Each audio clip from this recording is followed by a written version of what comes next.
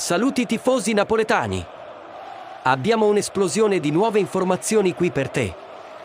Prima di entrare nei dettagli lasciate un like, iscrivetevi al canale per non perdere nessuna azione e venite con me alle emozionanti parole di Mazzarri nella conferenza stampa pre-Atalanta Napoli. Mazzarri non è riuscito a trattenere l'emozione parlando del nostro amato Napoli. Ha esordito confessando la sua emozione, sottolineando che questa è la squadra più forte che abbia mai allenato in 23 anni di carriera. E poi arriva la sorpresa, ha promesso di curare il modo in cui parla, mostrando un nuovo Mazzarri che dorme 12 ore al giorno ed è totalmente riposato. Dalle parole dell'agente del Kvaratskhelia è chiaro che la famiglia è soddisfatta e lo è anche la star.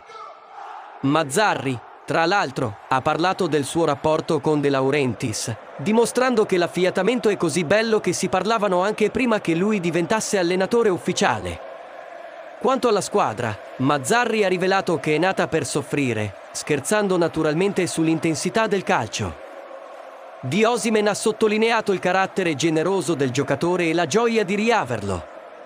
E ovviamente speculazioni sulla formazione tattica. Avremo un nuovo schema con difesa a 3. Mazzarri, con la sua esperienza, dice di potersi adattare a qualsiasi modulo, ma la priorità è far giocare il Napoli come sa fare.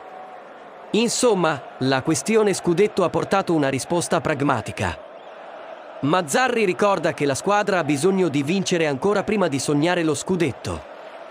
La partita contro l'Atalanta è un test fondamentale, l'aspettativa è quella di risolvere i problemi e migliorare. Oggi è il giorno, fan. Il Napoli affronterà l'Atalanta e staremo tutti a guardare per vedere come Mazzarri darà forma a questa squadra che amiamo così tanto. Lascia il tuo commento qui sotto, quali sono le tue aspettative per il gioco? E, naturalmente, non dimenticare di mettere mi piace e iscriverti per rafforzare il nostro canale. L'emozione del Napoli non si ferma mai, forza Napoli sempre!